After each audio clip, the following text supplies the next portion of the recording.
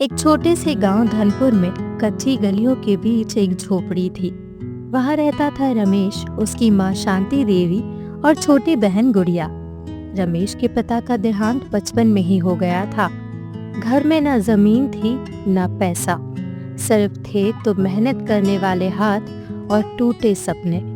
सुबह सुबह रमेश अपनी माँ से कहता है, माँ, मुझे निकलना है। दूध हो तो थोड़ी चाय बना दो। रमेश आज फिर जल्दी जा रहा है? बाहर कितनी ठंड है बेटा। कोई बात नहीं माँ, ठंड इतनी भी ज्यादा नहीं है। तुम बस मुझे जल्दी से चाय दे दो। बेटा दूध नहीं है। कोई बात नहीं माँ, मैं चलता हूँ। रुक जा बेटा, मैं अभी तेरे लिए काली चाय बना देती हूँ, गुड़ वाली। उससे शरीर भी जरा गर्म रहेगा। माँ, अब मैं निकलता हूँ, टाइम हो रहा है।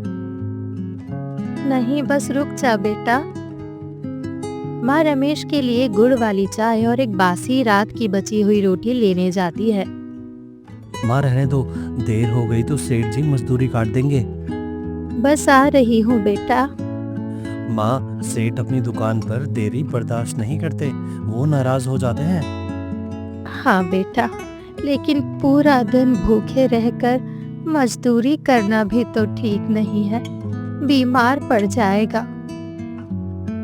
माँ, मुझे कुछ नहीं होगा, तुम बस अपना और मेरी बहन गुड़िया का ध्यान रखो। भगवान तेरे जैसा बेटा सबको दे। तू है तो हमें कोई चिंता करने की जरूरत नहीं। हाँ माँ, एक दिन आपका रमेश सब ठीक कर देगा। इतनी छोटी उम्र में तू इतनी मेहनत करता है बेटा। अगर बेटा तू पढ़ लिख लेता तो। माँ, हालात ने स्कूल छुड़वाया है, सपने देखना नहीं। मैं एक दिन सब बदल दूंगा। रमेश दिन में मजदूरी करता, रात में दूसरों से मांगी हुई किताबें पढ़ता। वो जहाँ जाता वहाँ लोग उसका मजाक बनाते, गांव के लोग भी उसका मजाक उड़ाते। एक दिन गांव की चौपाल पर, अरे रमेश, किताब पढ़ने से पेट भरता है क्या? गरीब आदमी के सपने भी उधार के होते हैं। सपने उधार नहीं होते, बस पूरा होने में वक्त लगता है। एक दिन सेठ की दुकान पर रमेश हिसाब में गड़बड़ी पकड़ लेता है। किसी ने 500 रुपए उसे ज्यादा दे दिए थे। सेठ जी, आज हिसाब में 500 रुपए ज्यादा है। तू रख ले, कौन देख रहा है? नहीं सेठ जी, गरीबी मेरी मजबूरी है, ये मेरा ईमान नहीं खरीद सकती। वाह रमेश, ये तो अच्छी बात है। अगर अभी तुम्हारी जगह कोई और होता तो मुझे बताता तक नहीं। सेठ जी, मेरा काम ही मेरी पूजा है और मैं कभी भी अपने काम से बेईमानी नहीं कर सकता। रमेश, तू बहुत मेहनत करता है, ऐसे ही ईमानदारी से मेहनत करते रहना बेटा। तुम्हारे पिताजी क्या करते हैं, क्या वो भी तुम्हारी तरह? जी वो सेठ जी, मेरे पिताजी नहीं हैं। तो पूरा घर तुम कैसे चलाते हो? जी सेठ जी, मेरे घर में मेरी माँ और एक छोटी बहन है। तुम बहुत मेहनती हो बेटा, एक दिन अच्छा काम करोगे। एक काम करो, तुम ये पैसे अपने पास ही रखो, तुम्हें इसकी जरूरत है। नहीं सेठ जी, मैं ये नहीं ले सकता, इस पर सिर्फ आपका हक है। अब आप चाहे इसका कैसे भी उपयोग करें। जैसी तुम्हारी मर्जी बेटा, लेकिन जब भी तुम्हें इसकी जरूरत पड़े मुझसे मांग लेना। आज मुझे बहुत अफसोस हो रहा है। क्यों सेठ जी? मैंने कितनी बार बिना सोचे समझे ही तुम्हारी तनख्वाह काट ली, उसका अफसोस।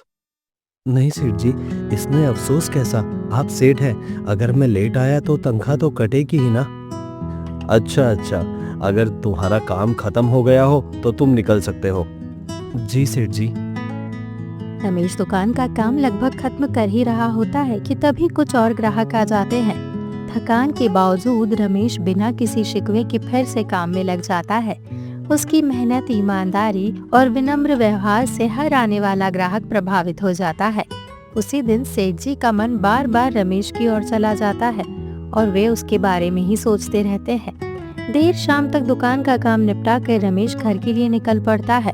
उधर सेठ जी भी अपने घर पहुंचते हैं और रात के खाने के दौरान अपनी पत्नी से रमेश का जिक्र करते हैं। वे बताते हैं कि आजकल व्यापार में उन्हें जिस तरह के भरोसेमंद और ईमानदार व्यक्ति की जरूरत थी, वो उन्हें रमेश के रूप में मिल चुका है।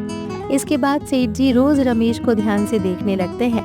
उसके काम करने का तरीका, उसकी जिम्मेदारी और उसका धैर्य उन्हें भीतर तक सोचने पर मजबूर कर देता है।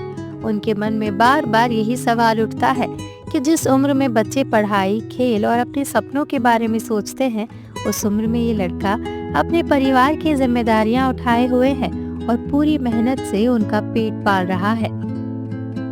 रमेश का संघर्ष और उसका सच्चा स्वभाव सेठ जी के दिल को छू जाता है और वे मन ही मन ये तय करने लगते हैं कि ऐसे इंसान को वे अपने जीवन और अपने व्यापार से दूर नहीं जाने देंगे। एक दिन अचानक रमेश की बहन गुड़िया की तबीयत खराब हो गई।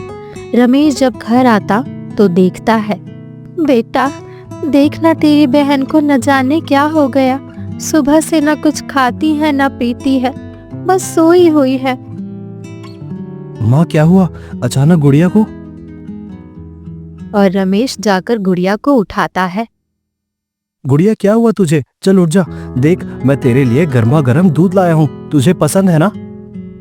गुड़िया कुछ नहीं बोलती। रमेश जाकर गुड़िया को देखता है। गुड़िया बुखार से तप रही होती है।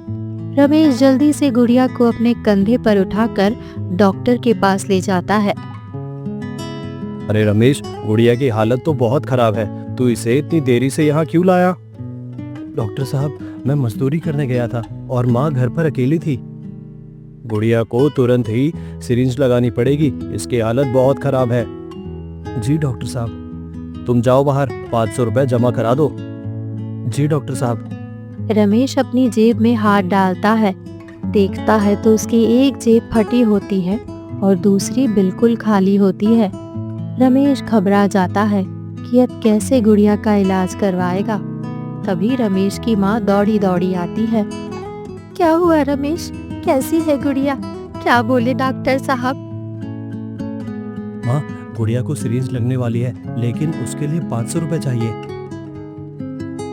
हाँ बेटा, ये देख मेरे साथ कौन आया है। अरे सेठ जी आप?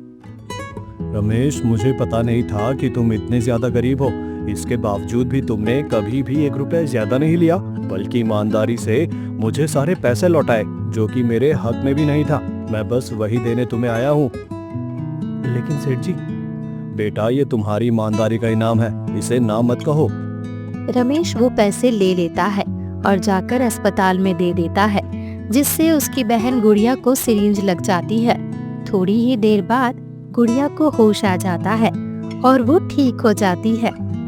डॉक्टर गुड़िया की छुट्टी कर देते हैं।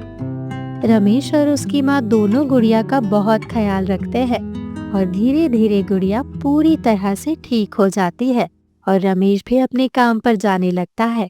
एक दिन सेठ रमेश से कहता है, कल से तू मेरी दुकान संभालेगा। ईमानदार आदमी चाहिए मुझे, और रमेश तुम ईमानदार हो। धन्यवाद सेठ जी, मैं मेहनत से कभी पीछे नहीं हटूंगा, चाहे जो हो जाए। अपने ईमान से कभी भी नहीं डगमगाऊंगा। रमेश ने व्यापार सीखा और सेठ का मुनाफा बढ़ाया, लेकिन उसने कभी भी घमंड नहीं किया। उसकी पगार भी बढ़ गई और घर में भी सब ठीक होने लगा।